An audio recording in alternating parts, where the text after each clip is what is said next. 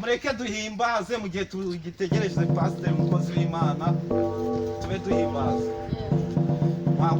nzakagendana agakiza k'Imana we nzakagendana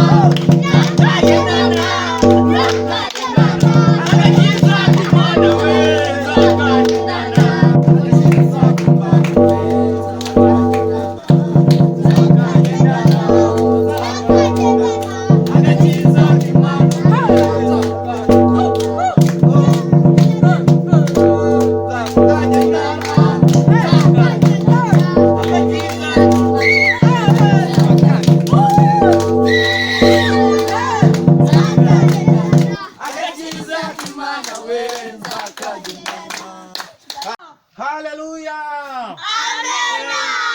mureke twakira umukozi w'Imana Pastor Ruhata aze nawe tugeze ijambo ry'Imana.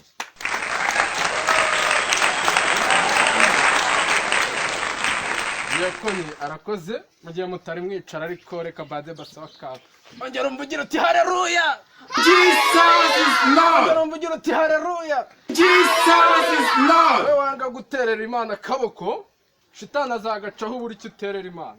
Yesu. Okay mumfashe mwe mwicayeho. Uyu munsi ariko ntabwo nshaka ko twibanda muri Bibiliya cyane. Nyeneye ko tujya mu mwuka neza nk'abasengera. Muhaguruke tubanze dusenge twinjire mu mavuta. Ntabwo muri Bibiliya turi bwinjiremo cyane. Oh mwami Yesu. Jesus is Lord. Wazengurutse Kigali. Ugera mu ntara. Urahazenguruka hose. Nawe utageze ku isi yose. Jesus is Lord. Kubw'ibyo rero. Kora ibitangaza biturutse mu ijuru. Hano ndi kubona abantu rwose nkeneye guhanurira. Mana yanjye komeza ukora ibitangaza. Aba bakobwa bari imbere mwigire hano bakobwa. Mwigire hano. Mupfukame. Muhe Imana icyubahiro mupfukame. Jesus is Lord. Mwami Yesu. Uri igitangaza. Aba bakobwa barebe neza ubagirire impuhwe kandi ubahe kwizera kwawe. Bonye dutangaza. What? There is God. Waba ukiri isugi? Yesu! Igitangaza kikaba kirabonetse. Genda ushaka umuhungu mujyamana. What? Ubundi Imana y'ukuntu ikabigukorera.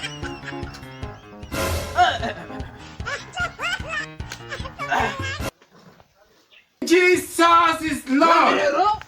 Komeza udumugisha aba bantu bose ubarebe neza ubiteho.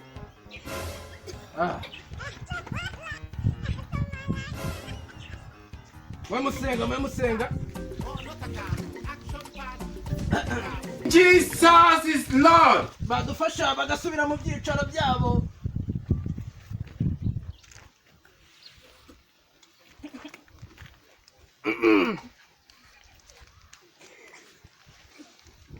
Mudufashe musubire mu byicaro byanyu. Imana ikabakora ibitangaza. Buriya rero ntimukarebe ibintu Diakoni yamaga. Buriya no mu gusenga aba mu bwirinzi. Kugendana ubwirinzi ni ngombwa cyane rwose.